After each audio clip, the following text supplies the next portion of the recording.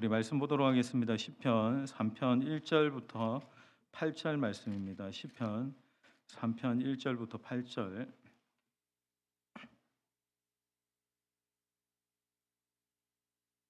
우리 3편 1절부터 8절입니다. 저와 여러분이 말씀 교독하면서 읽겠습니다. 시편 3편 1절부터 8절입니다. 여호와의 나의 대적이 어찌 그리 많은지요. 일어나 나를 치는 자가 많으니이다.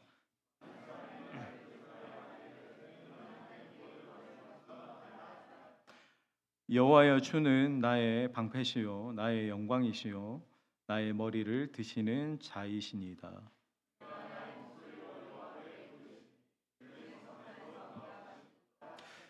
내가 누워 자고 깨었으니 여호와께서 나를 붙드심이로다.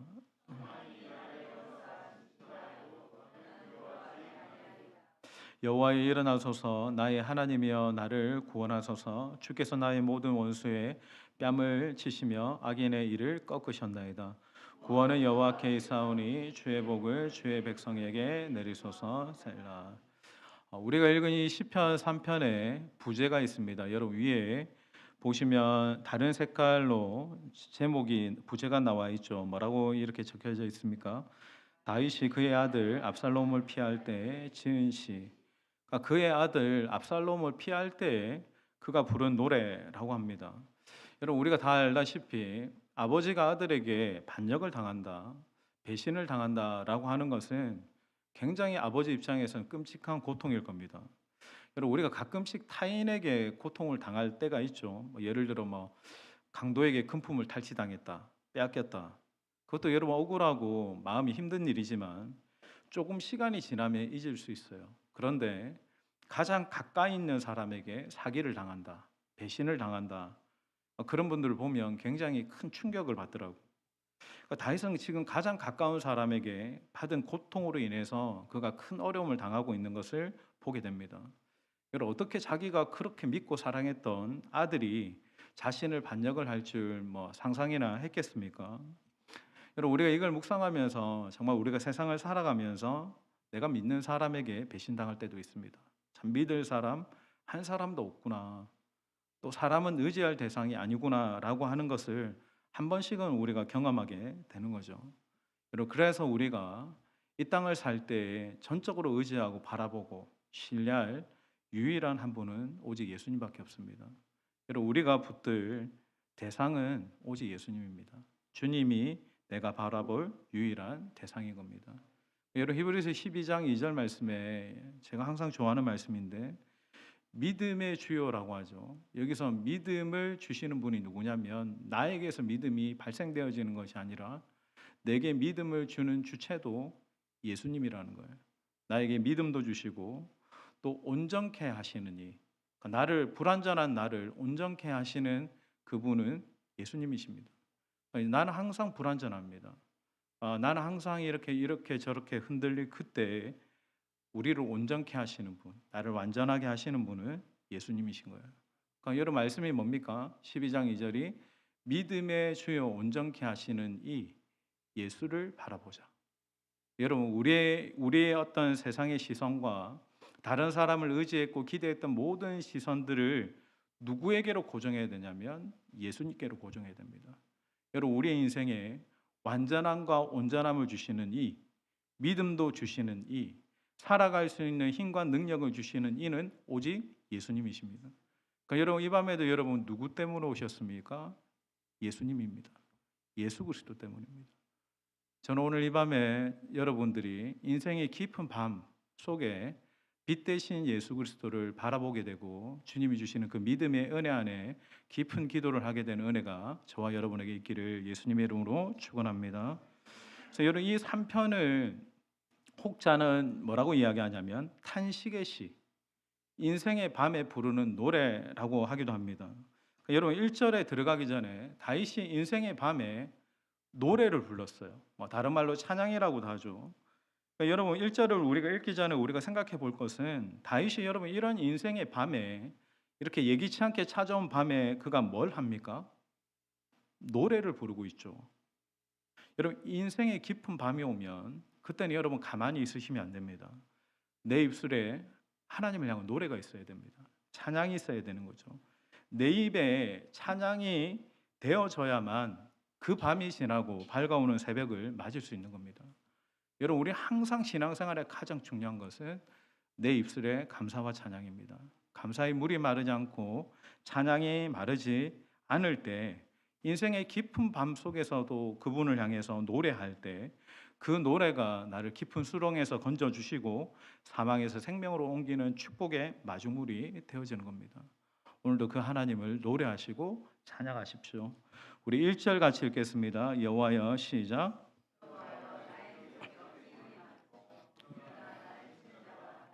자, 여기 보면 다윗이 뭐라고 고백합니까?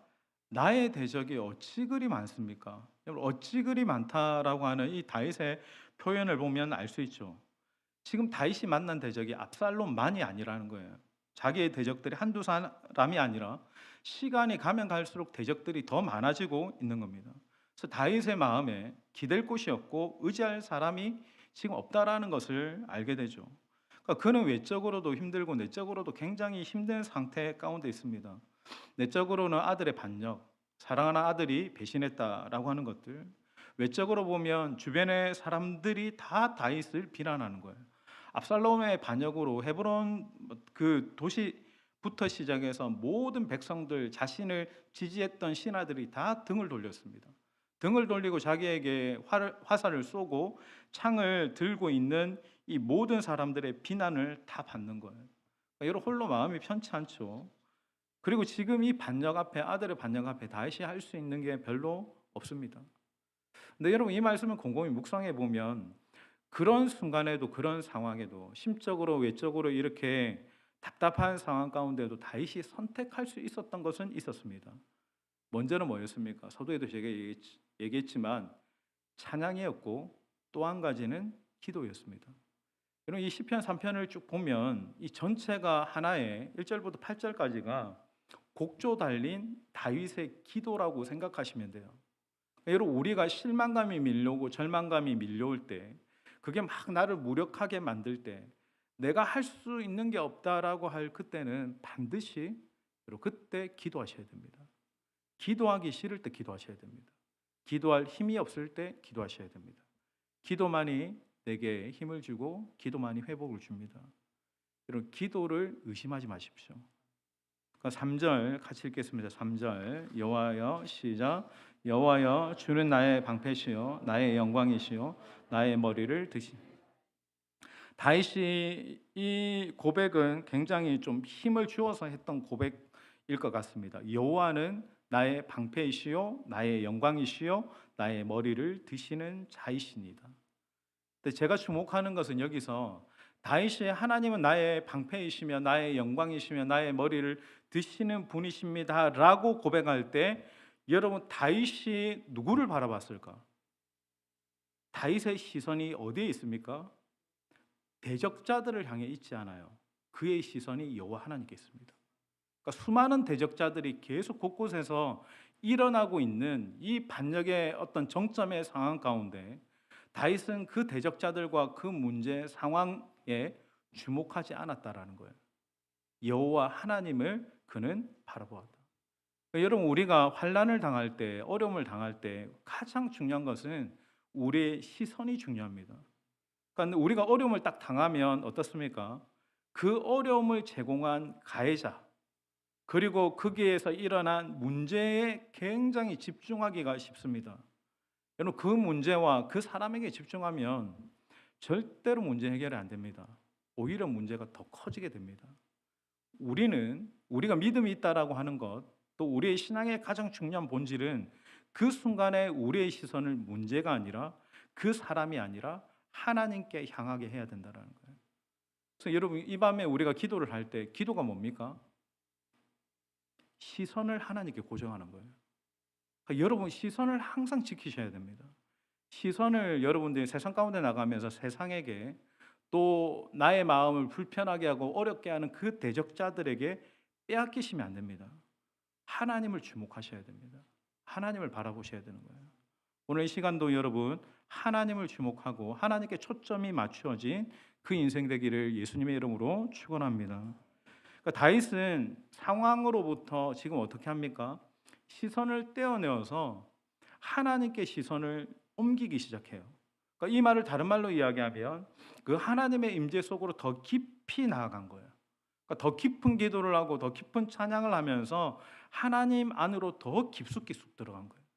그러니까 상황이 어려우면 어려울수록 여러분 우리의 인생의 답은 그 상황의 답은 하나님의 더 깊은 임재 안에 있는 거예요. 그 하나님의 깊은 은혜 속에 진정한 해답이 있거든요. 다윗이 그 깊은 임재 안에 들어가서 그가 뭐라고 고백합니까? 2절에 보면 하나님 대적이 너무 많습니다. 그 대적들이 저를 비방하고 조롱합니다. 여러분 이게 다 사실이죠. 이게 지금 다윗에게 일어난 실제 상황입니다. 여러분 이 다윗의 모습을 보면서 우리가 어려운 상황에 닥칠 때 그 상황의 늪에 이렇게 매몰되는 것을 진짜 조심해야 되는 거죠. 그러니까 내가 상황을 시선에 고정해 있으면 거기서 빠져나오지를 못합니다. 만약에 내게 여러분 원수가 생겼다, 참 미워하는 사람이, 그리고 막 시기하는 사람, 판단하는 사람이 생기면 어떻습니까? 하루 종일 그 원수를 주야로 묵상하죠. 그 원수의 생각에 사로잡혀 있고 이를 갈고 증오심과 미움에 사로잡혀서 헤어나오지를 못하는 거예요. 늪인 거예요.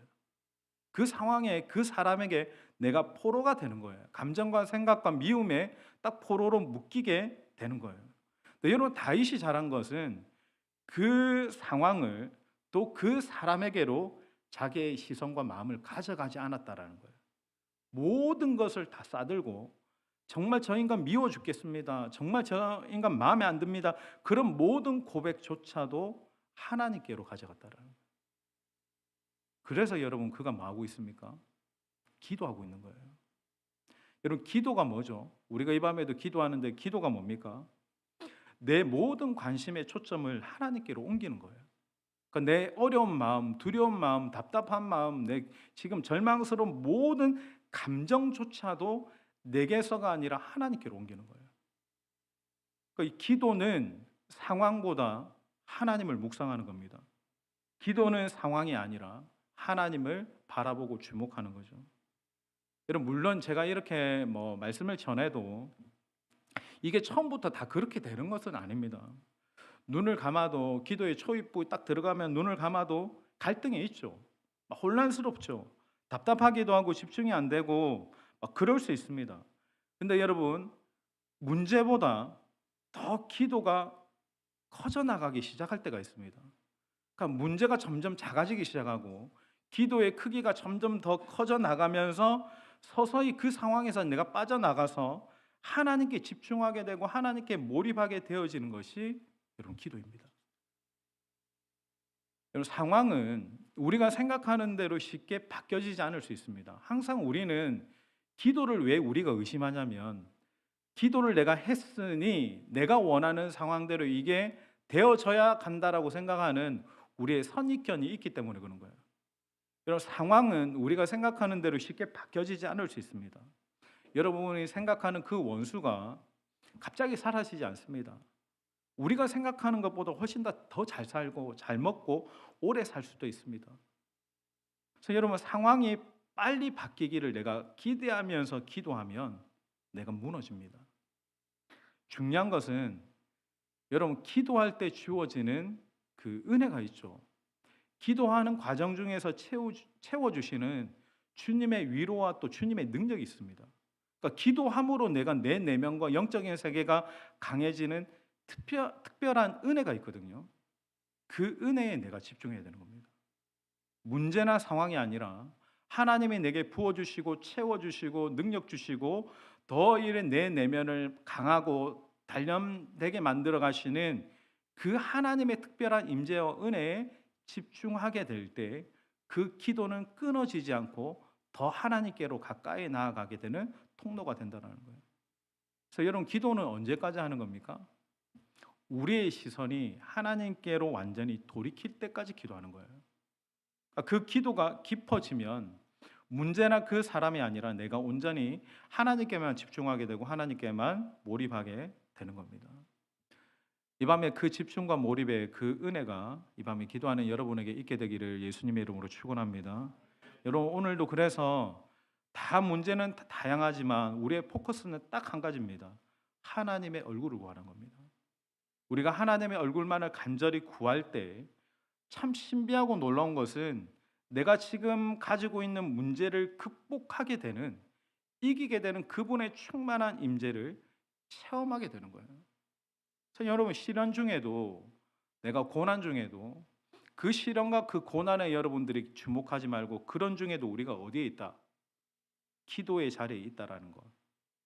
이 밤에도 우리가 기도할 수 있다라는 것은 여러분 정말 놀라운 은혜입니다. 제가 막 이번 주 저번 주 계속 병원 신방을 가고 환자들을 보고, 뭐 저희 이제 원로 목사님도 여러분들이 밤에 좀 기도해 주시고, 좀 폐렴이 와가지고 이렇게 호흡기 끼고 조금 위독한 상태인데, 여러분 환자들을 이렇게 보게 되면 어떻습니까? 아, 내가 살아 있는 것만 해도 감사하고, 기도의 자리에 있는 것이 여러분 우연적인 게 아니고, 아, 이것도 하나님의 은혜이구나라고 하는 것을 깨닫게 되는 거죠. 여러분 우리가 이 기도의 자리에 있다라는 것, 여러분 우리가 이 밤에 기도할 수 있는 것은 하나님이 우리에게 베푸시는 가장 놀라운 은혜입니다. 그러니까 여러분 시련에 너무 묵상하거나 문제에 여러분들이 너무 집중하다 보면 내가 자꾸 마음이 눌리게 되고 또 내가 흔들리게 되는 거예요. 아닙니다. 이 밤에 여러분들이 하나님의 얼굴을 구하십시오. 그리고 그분의 깊은 임재 안에 머물 때, 아, 내가 주님 안에 있는 것이 참 가장 큰 안정감이구나. 내가 이 밤에도 주님의 얼굴을 구할 수 있다라고 하는 것이 축복이구나. 그 축복과 은혜의 눈이 기도하는 가운데 여러분에게 열리게 되기를 축원합니다. 우리 3절 같이 한 번 더 읽겠습니다. 3절 요한의 시작.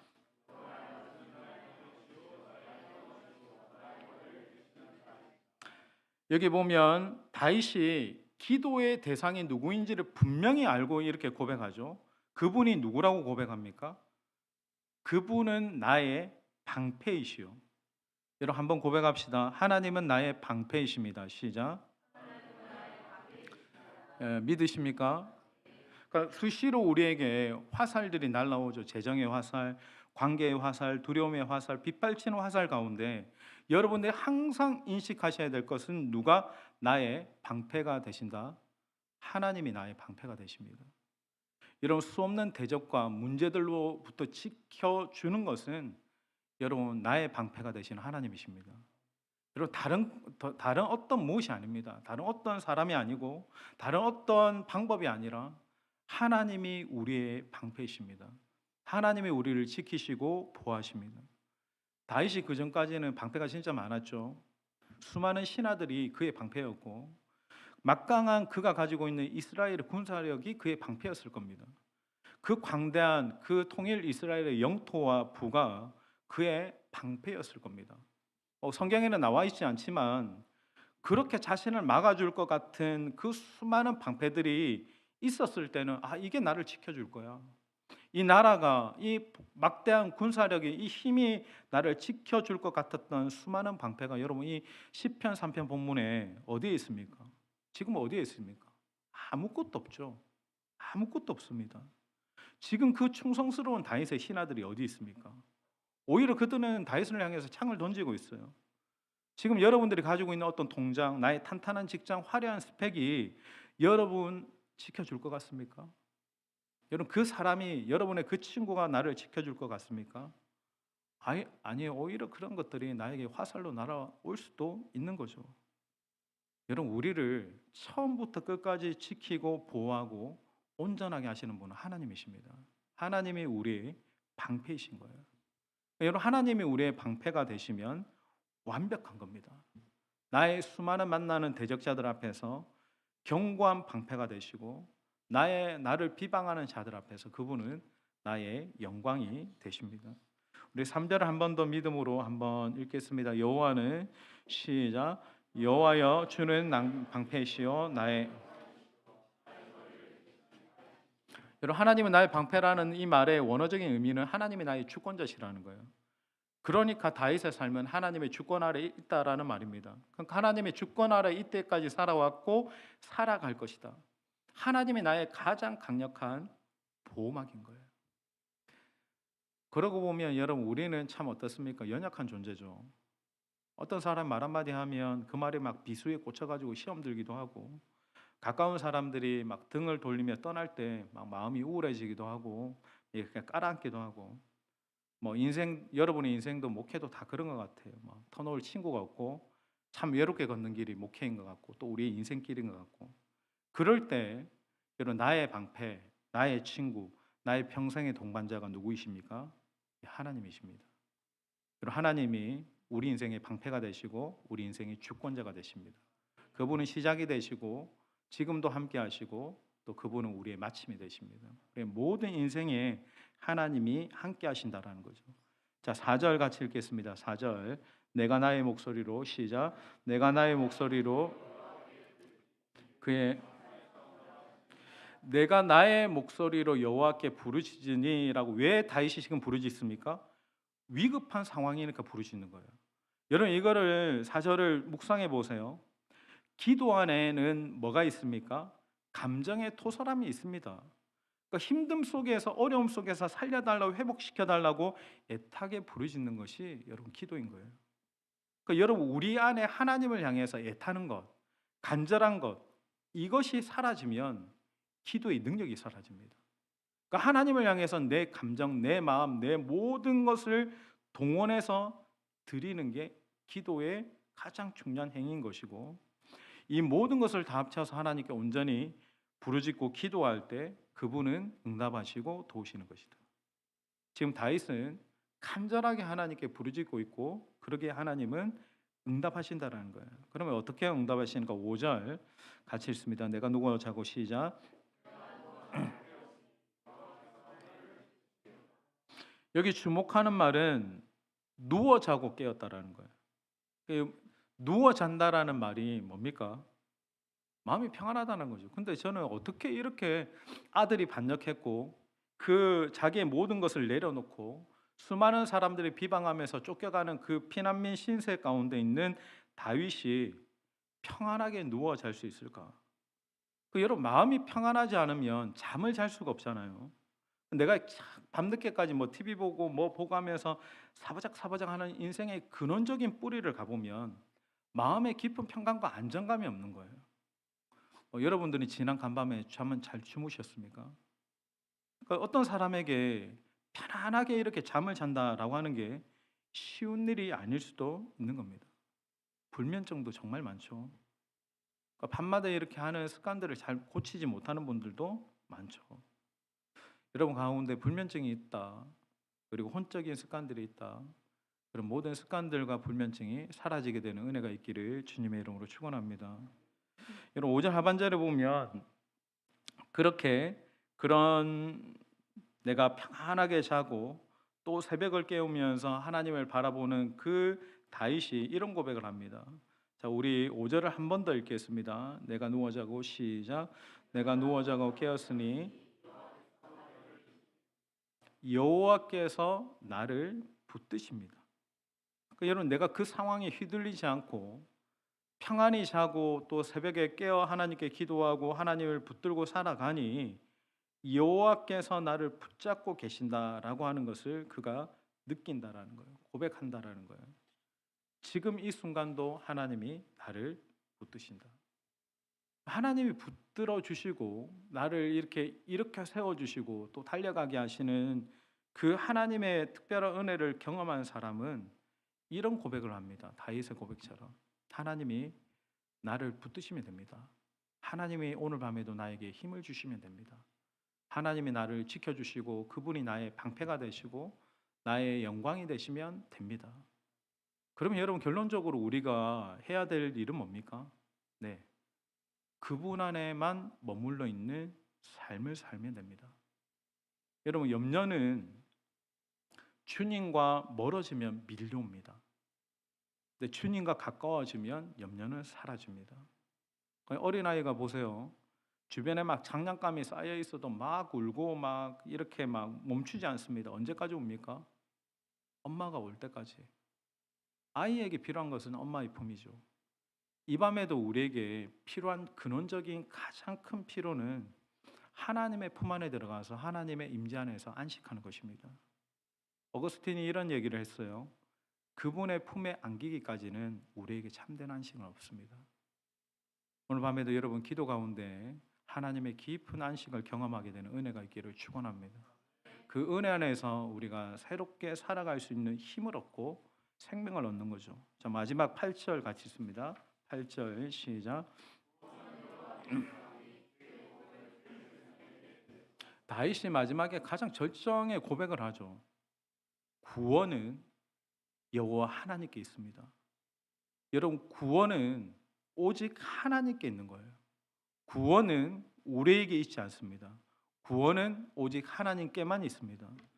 구원이 인생에 여러분 저 사람이 나를 건져줄 것 같고 저 사람이 나를 위기에서 도와줄 것 같습니까? 저 사람이 나에게 진정한 행복과 만족을 줄 것 같습니까? 아니요. 구원은 오직 여호와 하나님께 있습니다. 하나님만이 우리 인생의 참된 만족이시고 나의 모든 깔앉아 있고 주저앉아 있는 것을 건져 올리시고 구원하실 분은 여호와 하나님밖에 없는 거예요. 지금 다윗은 인생의 아들이 반역했어요. 믿었던 신하들이 자기에게 창을 들었어요. 모든 사람들이 다 떠나가요. 모든 것을 다 잃어버렸어요. 그런데 다윗이 마지막에 절정으로 고백하는 것은 뭡니까? 내가 하나님이 나를 붙드시고 내가 하나님 안에 있기에 반드시 구원이 있다라는 거예요. 여러분, 오늘 인생의 밤이신 여러분들도 이렇게 노래하십시오. 구원은 여호와 하나님께 있습니다. 여러분, 남편에게 자녀들에게 구원이 있는 게 아니에요. 너무 거기에 집중하고 의지하지 마세요. 우리 인생의 구원은 오직 여호와 하나님께 있습니다. 그래서 우리는 인생의 밤에 이렇게 노래해야 됩니다. 그 하나님이 나의 방패가 되십니다. 그 하나님이 나의 영광이십니다. 그분이 나의 머리를 드시는 분이시고 그분이 지금도 나를 붙들고 계십니다. 그 여호와께 이 믿음의 고백과 부르짖음으로 나아가는 이 복된 밤이 되기를 주님의 이름으로 축원합니다.